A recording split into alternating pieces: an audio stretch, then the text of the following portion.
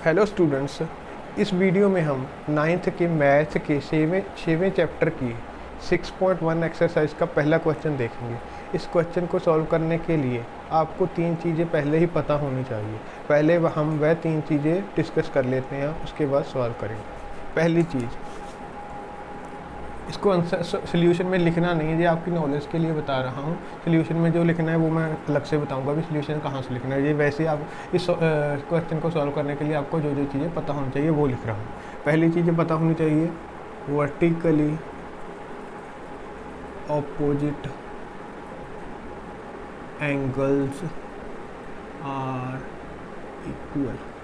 ठीक है, इसका मतलब क्या होता है, अगर टू लाइंस हैं वो इंटरसेक्ट कर रही हैं। इंटरसेक्ट मतलब कट कर रही हैं। एक लाइन ये है, एक लाइन ये है।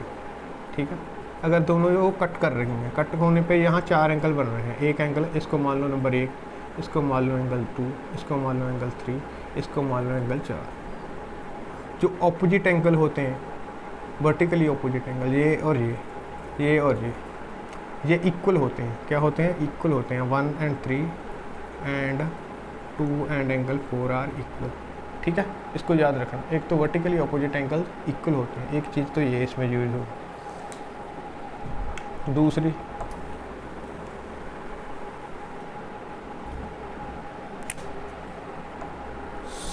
सम of angles on the straight line is 180 degree. एक चीज़ ये होती है, एक लाइन स्ट्रेट लाइन है, उस पर जितने भी एंगल बन गए उनका सम कितना होता है? 180। जैसे ये वाली मैं आपको फिगर दे, ये इस पर कितने भी एंगल, स्ट्रेट लाइन ये है ना, यहाँ लिख लो आप A, O, यहाँ लिख लो B। ठीक है, यहाँ लिख लो आप C, यहाँ कोई पॉइंट लिख लो D। तो ये कौन, इस लाइन पे कौन कौन से एंगल बन रहे हैं? एक तो ये एंगल बन रहा है, इसको मान लो एंगल नंबर 1। एक ये बन रहा है, इसको मान लो 2। एक ये बन रहा है, इसको मान लो 3। जो भी स्ट्रेट लाइन पे एंगल बनेंगे, अगर इनका सम करेंगे, इनका जोड़ करेंगे तो कितना आता है? 180। ये भी चीज़ ध्यान में रखनी है आपने इस क्वेश्चन को सॉल्व करने के लिए। समझाई कि नहीं? ऐसा नहीं भी जरूरी ऐसा मिलेगी, ऐसी लाइन भी आपको मिल सकती है।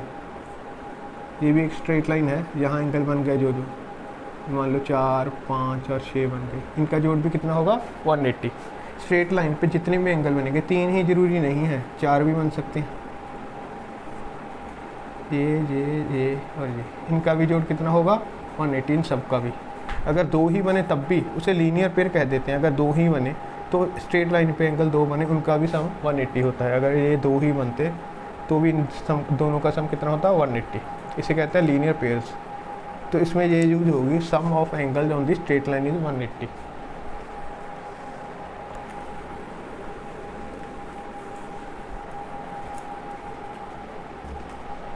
तीसरा है, कोई भी एंगल, मान लो angle 1 and it's reflex of 1, इनका सम हमेशा 360 डिग्री होता है। कितना होता है? 360। एंगल 1 वैसे ही मैंने कोई भी मान लिया, एंगल 1 कुछ भी हो सकता है, एंगल A भी हो सकता है। इस सिनारियो में देखें तो कोई भी हो सकता है। जैसे एंगल COE, इसका रिफ्लेक्स एंगल और उसके रिफ्लेक्स का सम 360 होता है। समझने के लिए ये मान लो आप। ठीक है, ये एंगल 1 मान लो, रिफ्लेक्स होता है जो 180 से बड़ा होता है। ये हो गया 1 एंगल, तो ये वाले को क्या बोलते हैं? Reflex of angle 1। समझे कि नहीं? इस एंगल को अगर हमने देखना हो, इसको तो मान लो एक है ये, तो इसके बिना जो भी आप बाहर को जाते हुए एंगल बनाओगे ना, इसको पूरा सर्कल से, बाकी ये वाला जो रह गया इसको बोलते हैं रिफ्लेक्स। ठीक है, एंगल ये होता है रिफ्लेक्स ऑफ एंगल 1। इन दोनों का सम कितना होता है? 360। ये तीनों चीज़ें इस क्वेश्चन को सॉल्व करने के लिए यूज होंगी। नोट कर लेना एक कॉपी में अलग साइड। एक तो vertically opposite angle are equal. ठीक है, दूसरा sum of angle on the straight line is 180। तीसरा एंगल, कोई भी एंगल हो सकता है, angle and it's reflex, sum of angle and it's reflex is 360। ठीक है, और सॉल्यूशन शुरू करते हैं।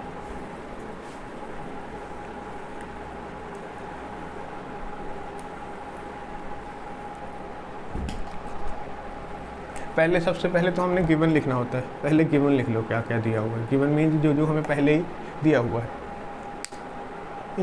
इन figure lines A B and C D intersect at O. Intersect मतलब कट करना, जहाँ कट कर रही है उस पॉइंट को कह दिया ओ। जहाँ कट कर रही है एक लाइन J1 की ए बी, J1 की सी डी, जहाँ कट कर रही है उसको दे दिया ओ। यही चीज़ है फिगर में भी। Line A B and C D intersect at O. Intersect मतलब कट करना, कट करके जो पॉइंट है उसको नाम दे दिया ए। इफ़ एंगल, देखो कौन कौन सा एंगल है, ए ओ सी, ये वाला एंगल है। एंगल तो लिखना आता ही होगा, आपको समझना आता ही होगा। ए ओ सी, यहाँ से शुरू होकर ये बना ना, तो ये वाला एंगल। इसके बाद इसका जोड़ करना है बी ओ ई, इसके बीच में एंगल ये बनना बी ओ ई, ठीक है। इसमें एंगल ये बना। इन दोनों का सम हमें दिया हुआ है 70, वो लिख लेते हैं बाद में। दूसरे नंबर पे क्या है, बी ओ डी, ये वाला एंगल। ये कितना दे रखा है 40, ठीक है। लिख लो दोनों चीज़ें गिवन में, A O C plus B O E equal to 70 and angle B O T is also is given 40। ये डिग्री लगा लेना ऐसे, ठीक है। अब उसके आगे अब देखते हैं आगे सवाल में पूछा गया है, पूछा क्या क्या गया, बी ओ ई, ये वाला एंगल बी ओ ई, ये वाला एंगल। और पूछा गया है रिफ्लेक्स ऑफ सी ओ ई, तो ये इस साइड वाले एंगल को सी ओ ई कहा है। इसका रिफ्लेक्स, इसको छोड़ के जो एंगल बचा मतलब ये वाला, रिफ्लेक्स मतलब ये वाला, ठीक है। सी यहाँ से शुरू होके ओ ई, ये वाला बड़ा एंगल यहाँ से लेके यहाँ तक, इसको बोलते हैं रिफ्लेक्स ऑफ सी ओ ई, ठीक है ना। ये दोनों चीज़ें हमने फाइंड करनी। अब सबसे पहले इस फिगर में को आप देखोगे ना, ये एक स्ट्रेट लाइन बन रही है ना, एक ये स्ट्रेट लाइन बन रही है। तो ये एंगल और ये एंगल वर्टिकली ऑपोजिट एंगल नहीं है क्या? ये एक स्ट्रेट लाइन है, ठीक है, एक ये वाली स्ट्रेट लाइन है। इसको भी भूल जाओ, इसको और इस पे ध्यान दो। ये क्या वर्टिकली ऑपोजिट एंगल नहीं है? बिल्कुल है। इस लाइन पे ध्यान दो और इस लाइन पे ध्यान दो, इसको भी भूल जाओ। दो लाइनें इंटरसेक्ट कर रही हैं, ठीक है ना। तो ऑपोजिट एंगल जो भी वर्टिकली ऑपोजिट एंगल बनते हैं वो इक्वल होते हैं। अगर ये 40 है तो ये भी 40 होगा। तो लिख दो, ये एंगल का नाम तो लिखना आता ही होगा आपको, ये वाले एंगल का नाम ए ओ सी, ठीक है ना, ए ओ सी। वैसे लिखने के लिए ये होता है यहाँ दोनों आर्म जो वर्टेक्सेज होता है उसको बीच में लिखना होता है। वर्टेक्सेज कौन सा है? यहाँ दोनों रेज कंटेक्ट मिल रही हैं, मीट कर रही हैं। मीट कहाँ करिए? ओ पे, तो इसको बीच में लिखना होता है। जो भी आर्म पे पॉइंट है उसको आड़े दाड़े लिखना होता है, ठीक है ना। तो यहाँ देखा जाए तो आपका बन गया ए ओ सी, कितना बना 40, ठीक है। यहाँ ऐसे लिख लेना एक बार। किसके बराबर होगा आपका? B O D. यहाँ लिख देना वर्टिकली ऑपोजिट एंगल्स, ठीक है ना। बी ओ डी कितना गिवन है? 40। तो ए ओ सी कितना मान गया आपका? 40 डिग्री, ठीक है। तो इसको मैं लिख देता हूँ यहाँ 40। और दूसरा गिवन पे ही चले जाओ। इसका और इसका जोड़ हमें दिया है 70, ये दिया हुआ है ना। तो इस यहाँ लिख लो आप 1 नंबर, ठीक है ना। यहाँ लिख लो आप 2 number. Put this value in this, put value of 2 इन 1, इसकी वैल्यू यहाँ पुट कर देते हैं हम। ए ओ सी की जगह हमने 40 लिख दिया, उसके बाद प्लस का निशान, उसके बाद B O E equal to 70। ये साइड प्लस का है, उस साइड जाके माइनस का, तो बी ओ ई क्या आ जाएगा? 40 माइनस हो जाएगा उस साइड जाके। ये हो गया आपका 3 नंबर बी ओ ई। ये कितना बन गया? 30, ठीक है। उधर साथ साथ लिखते चलते हैं, इस फिगर में आपको क्लियर होता जाएगा। ये चीज़ें पता चल गई आपको, इसमें कोई दिक्कत तो नहीं है। ये इसका वर्टिकली अपोजिट एंगल था तो 40 होगा, इन दोनों का जोड़ 70 दे रखा था, तो ये 40 है तो ये 30 होगा। करने के लिए मैंने इसकी वैल्यू नंबर 2 की 1 में पुट कर दी। जहाँ ए ओ सी था वहाँ 40 लिख दिया, प्लस की जगह प्लस लिख दिया, बी ओ ई की जगह बी ओ ई लिख दिया, 70 की जगह 70 लिख दिया। 40 इस साइड प्लस का है, उस साइड जाके माइनस का चला गया, जो तो ये वैल्यू आ गई 30। तो टेन इसको नोट कर लो एक बार, ठीक। जो चीज़ गिवन थी उससे हमें ये चीज़ें पता चल गई, ठीक है। अब आगे देखो, आगे हमने पता करना है BOE कहाँ है, BOE ये तो पता करना था, ये तो आपका 30 आ चुका है, यही पता करना था ना, एक चीज़ तो आपकी आ चुकी है, समझ आई कि नहीं है समझ। BOE ही फाइंड करनी थी, BOE आपकी फाइंड हो चुकी है। चलो आगे चलते, आगे हमने पता करना है रिफ्लेक्स, क्या पता करना है, रिफ्लेक्स ऑफ COE। पहले तो फाइंड करो भी COE क्या है, ठीक है ना, तो उसके बाद रिफ्लेक्स पता चलेगा। अगर आप ध्यान से देखें तो ये है स्ट्रेट लाइन, ये क्या है, स्ट्रेट लाइन है ना, इस पे एंगल ये बन रहा है, ये बन रहा है, ये बन रहा है, इस पे एंगल्स का जोड़ कितना होता है 180। मैंने लिखवाया था सवाल के शुरू में 3 चीज़ें, में एक चीज़ ये भी थी कि sum of angle on the straight line is 180, तो ये 180 होगा। तो इसमें लिख लो हम कौन कौन से एंगल है, BOE angle BOE plus EOC plus EOC plus COA कितना होता है 180।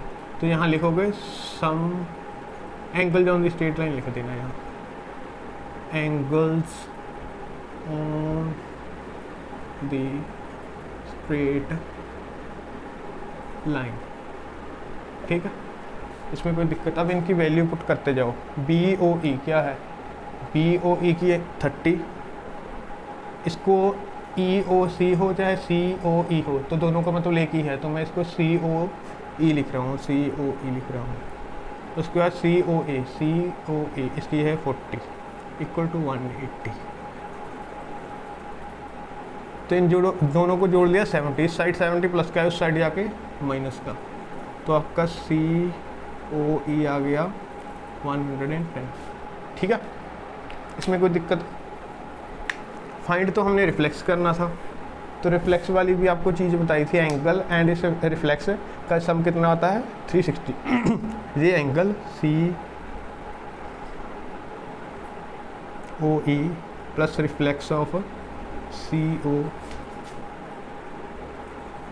कितना आएगा 360। ये हमने फाइंड कर लिया 110 plus reflex of COE equal to 360। अब ये प्लस का है, उस साइड जाके माइनस का, आंसर कितना आ गया 250, ठीक है। इसमें कोई दिक्कत, दोनों चीज़ें कहा थी फाइंड करने के लिए, दोनों हमने कर दी है। अगर तब भी आपको कोई प्रॉब्लम हुई तो इस वीडियो को एक बार दोबारा देख लेना। Thank you.